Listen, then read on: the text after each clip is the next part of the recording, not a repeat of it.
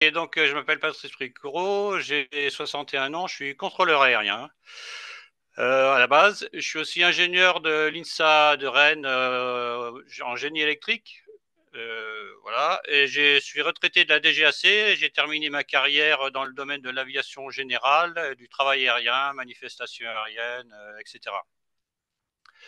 Donc, le projet dont je vais vous parler a été commencé par mon père, qui était professeur à l'ANSMA de Poitiers, École nationale supérieure de mécanique et d'aérotechnique, où il fit toute sa carrière jusqu'à sa retraite en 2003. Alors, attendez, je vais partager le diaporama, parce que je ne l'ai pas encore fait.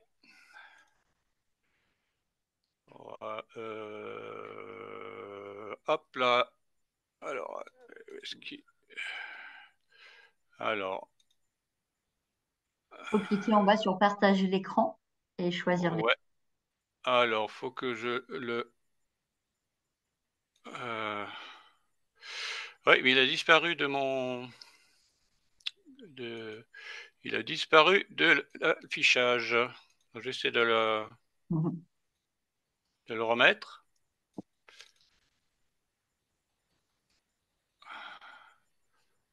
Hop, on le relance, voilà. Ah bon, et il marche pas. Il marche Bah, plus sinon, je le maintenant. fais, Patrice, puisque je l'ai sous les yeux, si vous voulez. Oui, oui, à ce moment-là, allez-y. Parce Hein? que Ok, là, ça marchait tout à l'heure et puis ça marche plus. on va faire ça. Alors, hop, je pense que c'est celui-là. Ok, Est-ce que vous le voyez? voilà. Ok. Voilà, Ok. Vous me c'est direz bon. de contourner les pages, du coup. Ok, donc alors, j'ai repris ce projet en main en 2015 à la suite du décès de mon père, quand il est décédé. Donc, le titre, c'est le projet Mini Cargo, l'avion du futur, 40 ans déjà. Alors, un point d'interrogation, bah, c'est un questionnement. Deux points d'exclamation, c'est de l'étonnement. Et trois petits points, eh bien, en fait, je vais vous laisser réfléchir et conclure. Alors, j'avais déjà fait une présentation de ce type à Toulouse en 2017 et deux autres à Saint-Étienne aussi en 2017. C'était pas tout à fait le même thème, c'était à l'N7 au mois de novembre. Alors, vous, vous pouvez tourner, Estelle. Voilà, alors, un peu d'histoire. Bon, l'exposé que je vais vous faire, c'est 50 ans de documents et d'histoire. Donc, on peut remonter l'histoire que je vais vous raconter à 1982, avec le rapport du sénateur Bernard Parmentier sur l'aviation légère et sportive, et même à 1971, avec la création de la Société scientifique de promotion du planeur, de recherche et de promotion du planeur léger. Cette structure est ou était, elle a dû exister jusqu'en 2015, une association hébergée par l'ANSMA de Poitiers, dont le but était de faire travailler les étudiants sur des cas concrets. Son activité principale fut l'augmentation de l'envergure du planeur Fauvel AV36 et surtout l'étude et la construction du planeur du Cuervo, un planeur français dérivé du FS-25 allemand de l'Aquaflieg de Stuttgart. Donc, ce planeur trône actuellement dans le hall d'entrée de l'ANSMA. Voilà, donc, cette photo, c'est l'essai en traction de l'aile. C'est ce qu'on fait pour la certification. On essaie on a un treuil, on tire dessus jusqu'à ce qu'elle casse. Et alors, cette photo est sympathique parce que vous voyez les étudiants et les professeurs. Alors, ce que je trouve rigolo, c'est les pantalons à pattes d'éléphant. C'était à la mode à l'époque. J'en ai eu porté quand j'étais jeune. Donc, on peut tourner. Donc ça, c'est un article de presse de l'époque pour vous dire que je raconte pas de bêtises. Il y a mon père qui est cité dans cet article. On peut tourner. Voilà. Alors là, vous avez le Cuervo qui est dans le hall de l'ANSMA. Voilà. Voilà. On peut tourner. Alors, les ailes rhomboïdales. Les ailes biplans datent du début de l'aviation et sont attribuées à Langley en 1903. Les ailes en tandem rapprochées ont été étudiées par Miroslav Nenadovich, un Russe qui travaillait à l'Institut aéronautique de Saint-Cyr, l'école, en 1936. Donc le concept de l'aile rhomboïdale date de 1920. Lockheed en a fait une étude sous contrat avec la NASA en juin 1974. Il y a eu d'autres études publiées récemment sur le sujet, dont une étude espagnole en 2022. Donc avec l'AS-27 que vous voyez à l'image d'André Stark, il en avait fait une mise en pratique de l'aile jointive de type Nenadovich. Donc c'était les années 1975-1978. Dans notre cas, une aile avec un plus grand écartement est utilisée, ce qui l'éloigne de cet effet aussi appelé Knoller-Belts ou Giret-Nenadovich. Alors, il y a Collab qui s'en est attribué le nom et qui l'a appelé improprement l'effet Collab, mais c'est l'effet Giret-Nenadovich. Alors, nous n'utiliserons pas cet effet car, donc je l'ai dit, les ailes sont trop écartées. Donc, c'est donc à cette époque que mon père mit au point le projet Mini Cargo. L'AS-27 est aujourd'hui au musée de La Baule. Alors, on peut passer à la page suivante. Alors, vous voyez donc des essais d'aéromodèles de l'époque, des articles de journaux et une photo. Donc ça, c'était les professeurs et les élèves de lancement. On peut passer à la page suivante. Donc ici, vous avez l'ULM de Lucien Cabrol et Jacques Blondeau, le Collab. Alors, on peut passer à la page suivante. Alors, présentation. Donc, je vous préviens tout de suite, vous aurez un peu de mal à comprendre cet avion en une heure. Donc, le Mini Cargo, c'est un avion composite, entièrement composite, presque entièrement composite, on va dire, avec la structure et l'aile composite. Et vous avez une aile donc qu'on voit ici qui est rhomboïdale ou rhomboédrique, avec deux moteurs à l'arrière. Ce sont les SMA SR 305-230. Et c'est un avion de fret. Le marché visé, c'est le dispatchage de conteneurs qui arrivent sur un gros aéroport avec des gros porteurs, et on va les dispatcher sur les plus petits terrains, éventuellement dans la brousse, etc. Donc le marché visé, c'est les grands espaces, l'Afrique, l'Asie, l'Océanie, l'Amérique. Il y a une étude de marché qui a été faite à ce sujet par la junior entreprise Audencia de Nantes. On peut passer à la page suivante. Alors on voit ici une vue 3D, donc on voit peut-être un peu mieux comment ça se présente. On peut passer à la page suivante. Donc, alors, il y a deux moteurs, je l'ai dit, deux moteurs SMA SR 305-230, 230 chevaux, ça fait 460 chevaux. L'envergure 20 mètres, longueur 10 mètres, hauteur 3 mètres, surface à l'air 40 mètres carrés, et la masse maximum au décollage 3 tonnes. Donc le moteur, il est compatible au carburant. Il est même étudié pour utiliser des carburants pas forcément très propres, on va dire de type huile de patate, si je puis dire. C'est le terme utilisé par un ami. On peut passer à la page suivante. Alors, le contexte socio-économique. Là, on va parler de tout ça. D'autres projets ou études, vous avez le GIPS Aero 10. Le GIPS Aero 8 existe, il est certifié, mais le GIPS Aero 10, il a été commencé en 2009. Et le premier vol a eu lieu en 2012, il n'est pas encore certifié à ma connaissance. Vous avez d'autres études, donc une étude allemande de Bauhaus Luftfahrt, une étude de la NASA, j'en ai parlé un petit peu. Le SpaceJet de Hauka Cuvelier, bon, ça c'est un petit avion, je n'ai pas entendu parler à nouveau. La S-27, j'en ai parlé tout à l'heure. Vous avez le TT-62 de High Performance Aircraft, il est intéressant parce que c'est un avion composite aussi. Alors, il a un pilote et 5 passagers, deux moteurs diesel, c'était les Tillert, sur les côtés, avec une transmission et une structure composite carbone. Il a été lancé en 2002 et l'entreprise a été liquidée pour insolvabilité en 2006. On peut passer à la page suivante.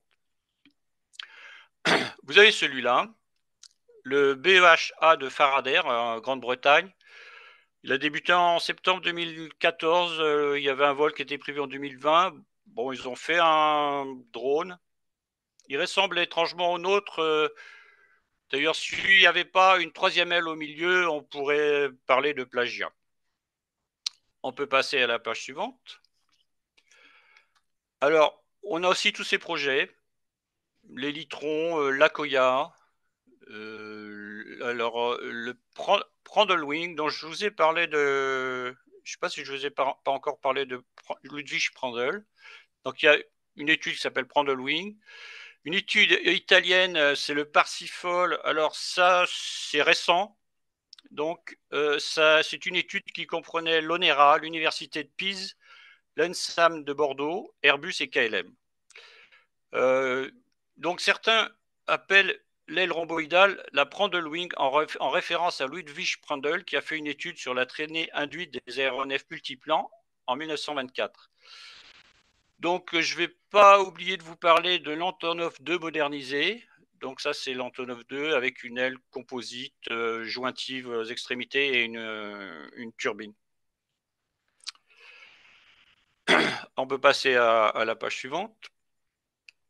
Alors, je vais vous parler un petit peu de l'Alice Déviation. C'est un projet israélien qui a dû recevoir des subventions de l'Europe. Le fuselage a été fait la première version en tout cas, il a été fait à Vannes chez Multiplast, donc à côté d'ici. Le projet a déjà coûté 400 millions d'euros. La configuration initiale, donc c'est un avion électrique, 9 PAX et 6,5 tonnes.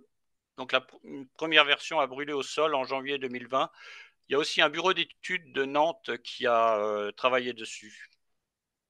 Alors, on peut passer à la page suivante. Alors, en juillet 2021, ils ont changé la configuration pour remettre les moteurs à l'arrière. Bon, il ne lui reste plus qu'à lui mettre une aile rhomboïdale et on aura plus ou moins le mini cargo. Alors, il y a eu une baisse de performance dont la vitesse de croisière est passée de 240 à 220 nœuds. Vitesse de croisière max 250 nœuds. Une autonomie est passée de 540 nautiques à 440 nautiques. Et il est passé à 11 packs et 7 tonnes 4. Alors, on peut passer à la page suivante. Et puis vous avez celui-là, le Skylander de JC International. Je vais vous en parler un petit peu parce que cet avion nous a fait beaucoup de tort. À l'origine, il date des années 80. Et puis, il était sur le marché quand nous aussi on cherchait des financements. Et donc, il y a eu une succursale de JC International, vous la connaissez à Toulouse, puisqu'il y avait, c'était JC Engineering qui a été racheté par Alten en 2014. Donc voilà, le Skylander, c'est un projet qui a englouti centaines de millions d'euros de subventions, des aides diverses. Et donc on parle de 200 millions d'euros. C'est le rapport de Jessie, le rapport financier de Jessie de 2011-2012, page 24, qui nous donne ce chiffre, et la presse aussi. Mais l'avion n'est pas sorti de l'ordinateur. Dans sa chute, Jessie a entraîné Urma, un constructeur roumain, et Reims Aviation. On a dans ce cas d'école qui pourrait faire l'objet d'un livre entier un condensé de tout ce qu'il ne faut pas faire. Je vais dire ça autrement. On a dans ce cas d'école qui pourrait faire l'objet d'un livre entier un condensé de tout ce qu'il faut faire si vous voulez faire un coup financier. Alors, le Skylander, c'était un sketch. Au Salon du Bourget de 2009, Sarkozy est passé. Et pour la signature des MOU, les Memorandum of Understanding, des témoins ont rapporté qu'il y avait 200 personnes, banc et arrière-banc. On peut passer à la page suivante. Donc, la succursale Sky Aircraft a été liquidée le 16 avril 2013. Et donc, alors, ce qui s'est passé, c'est qu'en 2009, nous sommes allés voir le Fonds stratégique d'investissement. C'était l'ancien nom de la Banque publique d'investissement. J'y étais avec mon père, c'est pour ça que je vous raconte ça. Et nous nous mettons à parler du Skylander et il y a un des agents du FSI qui nous dit ah, GC International, une belle entreprise de 60 millions d'euros de chiffre d'affaires. 4 ans après, la belle entreprise est écoulée. Bon, vous comprenez, la FSI, la BPI, c'est le top de la finance, de l'économie et de la gestion.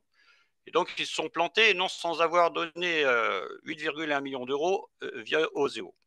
Et nous, les millions, eh ben, on ne les a pas eus. On les attend encore. Je vais développer un peu plus loin. On va pouvoir passer à la page suivante.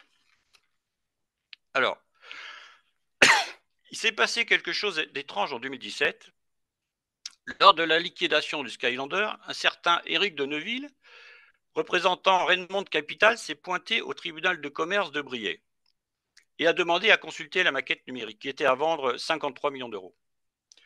Elle lui a été prêtée le 6 mars 2017, puis il l'a rendue le 6 juin 2017 en disant « Non, non, non, ça ne nous intéresse pas, on n'est pas intéressé ». Or, qu'a-t-on vu apparaître en novembre 2017 déjà, entre-temps, il y a le Sky 205 qui a été en vente sur un site Capital Investissement, quelque chose comme ça. Et en novembre 2017, on a le projet du Cessna 408 Sky Courier qui ressemble très fortement au Skylander. Du moins, la version d'avant 2008. De là à prétendre qu'ils auraient pompé sur le disque dur, je vous laisse conclure. 5 ans après, le Cessna Sky Courier était certifié et les premières livraisons commençaient. Or, il ressemble fortement au Skylander, mais la version de 2008, pas la version de 2009. La différence, c'est les haubans. Et on peut passer à la page suivante, comme ça on va pouvoir vérifier. Donc, vous avez sur cette version de 2008 des haubans. Et qu'est-ce que ça fait comme différence? Eh bien, c'est un poids à l'emplanture. Et ce poids est d'environ 600 kg. Donc,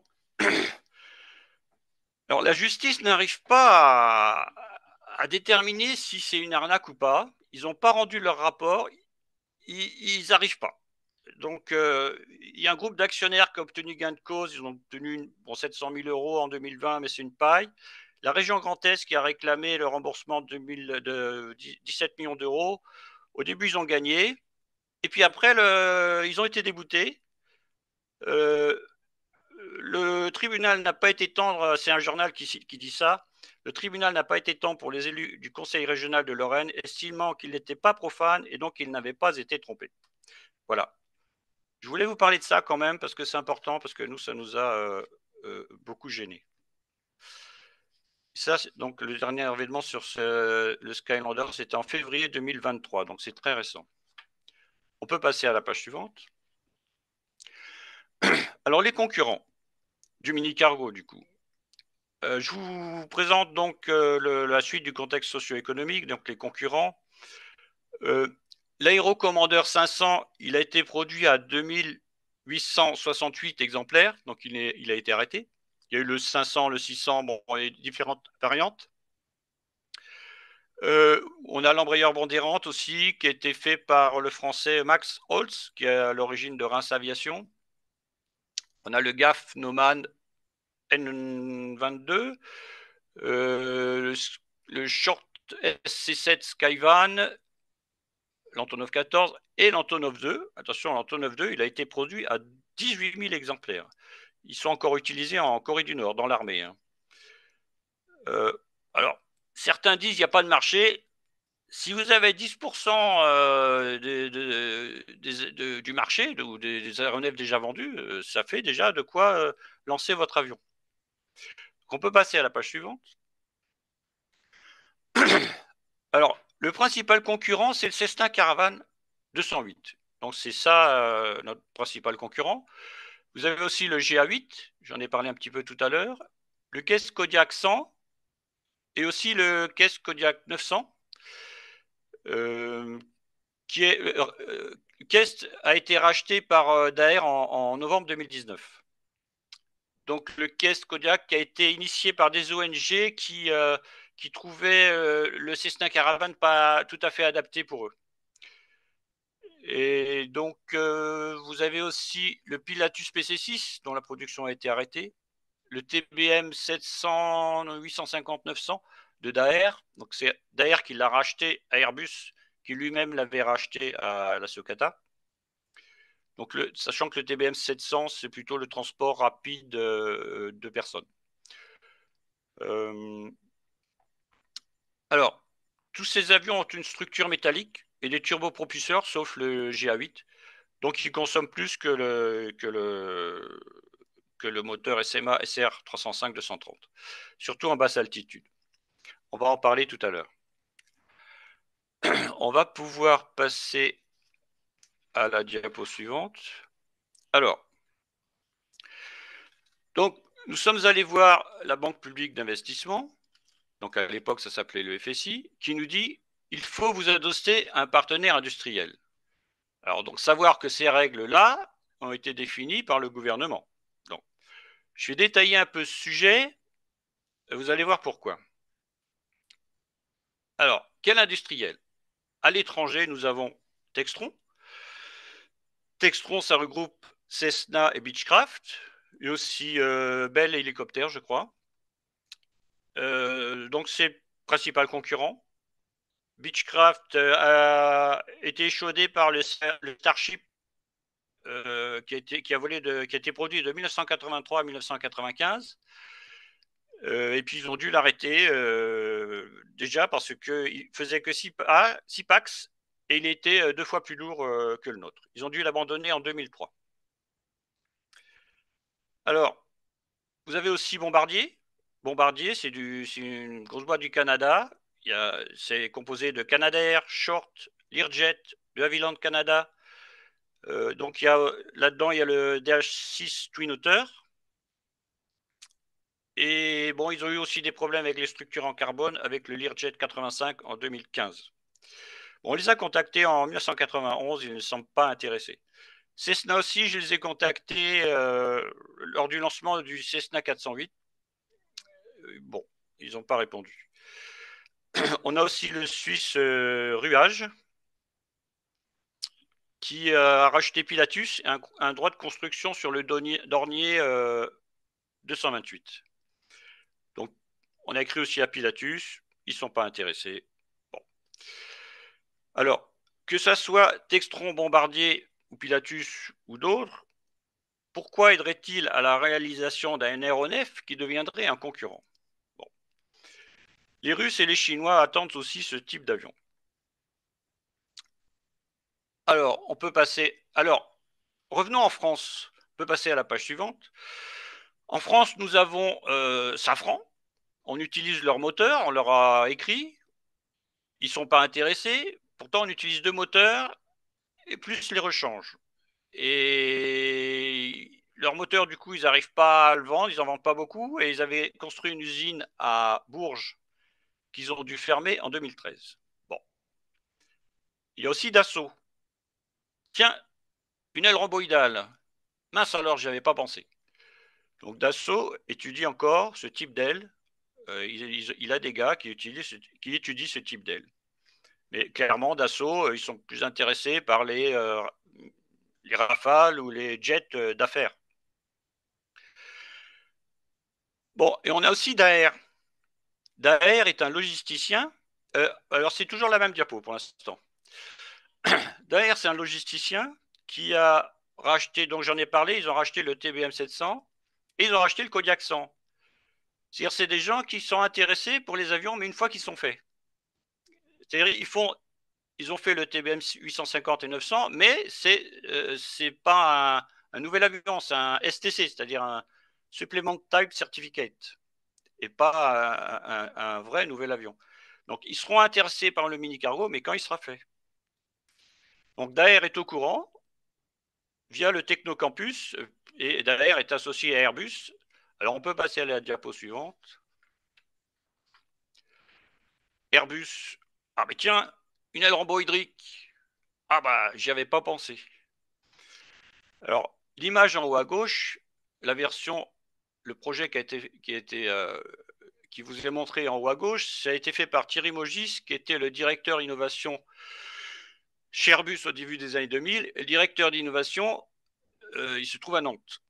Or, mon père se trouvait à Nantes aussi à cette époque-là, donc au début des années 2000. Donc, qu'est-ce qu'ils attendent, tous ces industriels? Qu'on se lance, qu'on mette au point le processus industriel et, si possible, le récupérer à bas prix suite à nos difficultés financières qui interviendraient dans les 3 ans après le lancement, c'est-à-dire au point qu'on appelle le point mort comptable. Alors, j'ai une autre réflexion à vous soumettre. Avant de faire un gros avion, on en fait un petit. Quand on a une nouvelle configuration, une nouvelle structure, on en fait un petit. Et le petit, bah, c'est le mini cargo. On peut passer à la diapo suivante. Alors Airbus, donc, ils ont étudié l'IFAN. Ils avaient un projet l'IFAN 2 qui a été arrêté. Ils ont aussi le CASA 212, mais entre les deux, ils n'ont rien. Le CASA 212, c'est un CS25, donc c'est un plus gros déjà quand même. Donc, pour conclure sur cette partie, la BPI, la Banque publique d'investissement, nous demande de nous adosser à un industriel, mais aucun d'entre eux n'a vraiment envie de prendre ce risque. Et de plus, tous ces industriels susceptibles de rentrer dans le projet sont adhérents de la BPI via le fonds qu'on appelle Aérofonds. Bah, donc, je vous le demande un peu, on fait comment? Alors, excusez-moi, je vais boire un peu. Alors, on peut passer à la diapo suivante.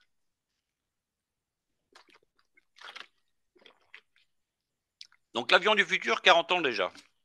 Alors, je vous ai mis quelques références documentaires sur ce sujet-là. Des tas de recherches sont faites sur le sujet de l'avion du futur, notamment de nouvelles configurations, l'usine aéronautique du futur, de nouvelles structures d'aéronefs. Et ces nouvelles configurations sont attendues avec impatience par les industriels depuis longtemps. Les sommes investies pour ces recherches sont très importantes. On a 1,6 milliard pour le programme Clean Sky de 2007 à 2013, 4 milliards pour Clean Sky 2, 2014 à 2020. Et donc, le programme Clean Sky, c'est un programme européen, hein, vise notamment à une aviation plus verte. Voilà. Alors, le plan de soutien aéronautique 2020 suite au Covid-19, c'est 1,5 milliard sur 3 ans pour chercher l'avion vert, décarboné ou sobre. Or, notre avion répond à plusieurs de ces questions. Il est économique en carburant, peu cher à construire et a une structure innovante. Il est d'autre part pourvu de technologies immédiatement applicables puisque la motorisation peut utiliser du SAF, Sustainable Aircraft Fuel. Le moteur a déjà été testé avec des biocarburants. Donc voilà. Et donc notre projet a 40 ans puisqu'on peut en situer le début à 1984. Alors on va pouvoir passer à la diapo suivante. Pourquoi le projet n'a-t-il pas encore abouti? Donc, ça, c'est la première fois que je vais vous développer ce sujet-là. C'est une bonne question, en fait. J'ai beaucoup travaillé sur le sujet. Et bah, pourquoi est-ce qu'il n'a pas encore abouti? En tout cas, c'est pas faute d'avoir essayé, puisque mon père s'y est cassé les dents pendant 30 ans. Euh, et donc, je vous parle de ça parce que certains d'entre vous sont ou seront en position de décision ou de conseil sur les points décrits ci-après, et vous pourrez peut-être agir. On va regarder ça. Alors, on peut passer à la diapo suivante. Alors, le rôle de l'OMC. L'OMC, c'est l'Organisation mondiale du commerce. Et en janvier 1980, l'Europe et d'autres pays ont signé un accord sur la commercialisation des aéronefs civils. Or, cet accord interdit aux États de financer directement le développement de nouveaux appareils. Alors, un rappel, hein, le Concorde et les premiers Airbus A300 ont été financés avec des aides massives de l'État. Pour le Concorde, c'était la France et l'Angleterre. Et pour Airbus, c'était France, Allemagne et Espagne, il me semble. Et c'est là que commencèrent les ennuis, puisqu'il n'y a plus de nouveaux avions en aviation légère certifiés en France depuis cette époque, à part la PM Lionceau et l'Elixir. L'Elixir, c'est le dernier. Et le TBM, est sorti au milieu des années 80. Et ensuite, il s'agit de, je vous en ai parlé, juste de STC, c'est-à-dire de Supplement Type Certificate, c'est-à-dire le changement de moteur. Donc, pour moi, il faudrait dénoncer cet accord. Alors, tous les pays n'ont pas signé cet accord, notamment les pays d'Afrique, sauf le Maroc. Le Maroc a signé, mais pas les autres pays. Une petite info en passant. On peut passer à la diapo suivante. Le rôle de l'Europe, la certification. Alors, jusqu'en 2002, les frais de certification étaient offerts par la DGRAC pour encourager l'innovation. Ils mettaient 8 techniciens et ingénieurs à la disposition de l'avionneur. Il fallait juste payer les frais de mission. À partir de 2003, ça a été transféré à l'EASA, et c'est devenu payant. Et pas qu'un peu. Donc, c'était 264 000 euros au moins, juste pour la taxe principale en 2014, pour un certificat de type pour un avion entre 2,7 tonnes et 5,7 tonnes. Et je parle que du certificat de type, parce que vous avez aussi le DOA et le POA à payer. Donc, en gros, les frais de certification, je dirais, pour simplifier, coûtent plus cher que le bureau d'études que vous devez mettre en place, quoi. En 2019, ils ont dû s'apercevoir qu'ils avaient poussé le bouchon un peu trop loin. Ils ont baissé cette taxe à 140 000 euros. Bah, chouette, j'ai gagné 120 000 euros. On peut passer à la diapo suivante. Alors, Clean Sky. Donc, Clean Sky, Clean Sky 1, Clean Sky 2. Maintenant, ça s'appelle Clean Aviation. Donc, ce sont des appels à projets. Il y a plusieurs appels à projets que je vous cite ici qui nous concernent. Donc, le structure composite pour avions légers, on est dedans. Fabrication moins coûteuse des aéronefs légers, on est dedans. Démonstrateur d'intégration d'ailes, on est dedans. Conception d'un aéronef commuteur de 19 passagers à émission proche de zéro, c'est aussi on est dedans. Et donc, chaque appel à projet peut monter jusqu'à 91 millions d'euros. Et certains ont été utilisés par Israël Aviation Industrie pour développer la liste déviation. Je vous en ai parlé un peu avant. Donc, je récapitule pour ceux qui n'auraient pas compris. L'Europe est en train de dépenser des centaines de millions d'euros pour chercher quelque chose qu'on a trouvé non pas hier, mais il y a 40 ans. On peut passer à la diapo suivante. Le rôle de l'État. Alors, le prêt garanti par l'État. Je vous ai mis les sources de ce que je suis en train de vous dire. Le prêt garanti par l'État. Je me suis intéressé au prêt garanti par l'État en 2015, quand j'ai appris que la France avait vendu des Rafales à l'Égypte via un organisme qui s'appelle le COFAS, et les Rafales étaient garantis par des prêts garantis par l'État. Bon, j'ai écrit au gouvernement, je me suis renseigné, et on m'a dit c'est pas possible, ça n'existe pas ce type de garantie. Arrive le Covid, et les prêts garantis par l'État sont accordés à coups de milliards, exactement 137 milliards. Et je vais vous dire ce qui se passe avec les prêts garantis par l'État, et je vous ai mis la source dans la diapo.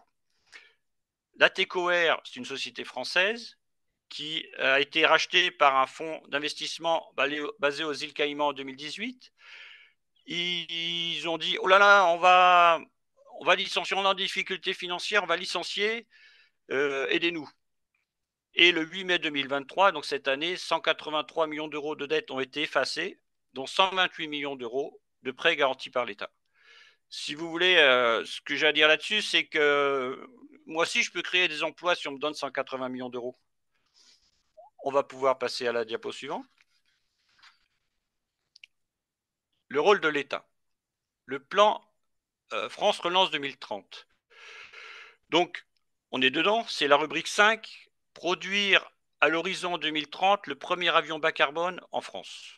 Bon, on a envoyé un dossier à la Banque publique d'investissement, il y avait des appels à projets. On a eu un entretien avec la Banque publique d'investissement régionale, et nationales. J'ai eu une fille au téléphone de Rennes et une autre en visio sur de la BPI nationale. Alors, je ne sais pas qui c'est et la caméra visait le mur, donc je ne sais pas qui c'est. Puis, on a reçu un mail nous signifiant le refus de notre demande sans plus d'explications. Alors, on aurait pu me dire, bah, votre dossier est incomplet, je ne sais pas quoi, complété. Parce que en fait, il y a un formulaire à remplir, mais si on remplit toutes les rubriques, il faut d'une part 6 mois de travail, d'autre part, on leur transmet des infos confidentielles et en face, on ne sait pas qui c'est. Ce ne sont pas des agents de l'État assermentés. Donc voilà, bon, voilà où on en est à ce sujet-là. On peut passer à la diapo suivante. Le rôle de la DGAC. Alors, premièrement, le soutien à l'aviation légère. Je vous ai mis ici un extrait du rapport du sénateur Parmentier de 1982 où on voit le budget alloué à l'aviation légère et on voit que ça baisse depuis 1974, pas tellement en francs constants, mais en francs constants ça baisse, en francs courants c'est à peu près pareil. Là-dessus, je suis allé en septembre 2020 au salon ULM de Blois. Et le directeur de la DGAC, M. Damien Cazé, fit un discours lors de la cérémonie d'ouverture dans laquelle il disait que la DGAC allait soutenir l'aviation légère pour le développement durable. Bon, très bien. Et puis, je vais au stand de la DGAC. Ils avaient un stand là-bas. Ils ont un stand tous les ans d'ailleurs. C'est la MALG, Mission Aviation Légère Générale Hélicoptère. Et puis, le gars qui tient le stand, il me dit ben, on a en tout et pour tout comme budget pour toute l'aviation légère de toute la France 50 000 euros. Donc, c'est-à-dire de quoi payer un café à chaque pilote. Donc, ceux qui ont des contacts avec M. Cazé, il faudrait leur dire, vous savez, comme dans l'émission de France 2, Affaires conclues, là, plus, un peu plus. Voilà, c'est un petit message. Si vous avez des contacts avec M. Cazé, il faudrait lui dire de mettre un petit peu plus de budget. Alors, on peut passer à la diapo suivante. Donc, il y a de l'argent, mais il se trouve dans un autre service. Il se trouve à la DTA sous direction de la construction aéronautique, mais on n'a pas, en tant que petit projet, on n'a pas accès à ces fonds, même pas 1 million à se partager entre plusieurs projets. D'ailleurs, je ne suis pas le seul à me plaindre de ce sujet-là. Hein. Ça a été évoqué lors de réunions avec Aerospace Valley. Donc, le CORAC, c'est un organisme qui a été créé en 2008 pour faire le pendant européen de l'ACAR, un comité consultatif pour la recherche aéronautique en Europe. Donc, le CORAC, ça s'appelle Conseil pour la recherche aéronautique civile française. Bon, je ne sais pas comment sont attribués ces fonds, mais en tout cas, nous, en tant que petit projet, on n'y a pas accès. Voilà. Alors, on peut passer à la diapo suivante. Le rôle de chacun. Donc ça, ce sont des documents qui ont été émis par l'ENAC ou ENAC Alumni il n'y a pas très longtemps. Plus il y a eu la déclaration de Toulouse sur le développement durable et la décarbonation de l'aviation. L'avion bas carbone ou décarboné, vous l'avez devant vous. Donc voilà, il ne tient plus qu'à vous de faire en sorte que cet avion puisse se faire en France. Alors on peut passer à la diapo suivante. Alors, le réchauffement climatique de la planète. Là, je vous ai cité quelques documents. C'est les objectifs de l'OACI. On a aussi le Green Deal européen, c'est Fit for 55 de juillet 2021. On nous dit, alors on nous casse les pieds en permanence avec le réchauffement climatique de la planète. On nous dit, ah, c'est anormal, les avions consomment trop, il faudrait qu'ils consomment moins, et patati et patata. Bon, tout d'abord, on a fait de gros progrès ces 40 dernières années. Mais ensuite, on propose un aéronef qui consomme 50 litres à l'heure, alors que le concurrent, le Cessna Caravan, fait 211 litres à l'heure. Et puis, donc 75% de moins. Et puis ben quoi, ben rien. À part vous qui m'écoutez, tout le monde s'en fout. Donc, si vous voulez, si on va par là, moi aussi je m'en fous, c'est-à-dire c'est pas moi qui cherche du travail, qui exploite un aéronef qui consomme de trop, qui cherche à réindustrialiser la France, ou qui cherche à développer en France le premier aéronef bas carbone. Donc voilà, j'ai lu un texte où quelqu'un disait, selon les estimations, les innovations technologiques et l'introduction graduelle de carburants d'aviation durable devraient réduire de 80% les émissions de CO2 par rapport au kérosène sur l'ensemble de leur cycle d'utilisation. Et nous, on est à 75%. Vous voyez ce que je veux dire? Donc voilà. Alors, diapo suivante. Faites un proto pour démontrer la faisabilité de l'aéronef. Bon, bah, pour faire un proto, il faut 6 millions d'euros. Donc, on ne peut pas se lancer sur un coup de tête. J'ai pas les millions et bah, vous non plus, je suppose. Alors, bien que ça ait déjà été fait, euh, je me suis décidé à faire un aéromodèle. Donc, je vous montre le cockpit. Je vous montrerai pas le reste parce que c'est confidentiel. Voilà, on peut passer à la diapo suivante. Le brevet. Donc, il y a un brevet qui a été posé sur cet avion. Vous le trouverez sur Internet. Je vous laisse le chercher. Vous le trouverez sur le site de l'INPI. On peut passer à la diapo suivante. Alors, ben on arrive à la conclusion, en fait. Ouais, ça fait quand même 3 quarts d'heure. Donc, même si ce n'est peut-être pas moi qui mettrai en œuvre cet avion, j'essaie de le faire progresser. Et puis, ben, je vous donne rendez-vous dans 10 ans pour les 50 ans du projet. Et on va pouvoir passer à la diapo suivante et les questions, peut-être.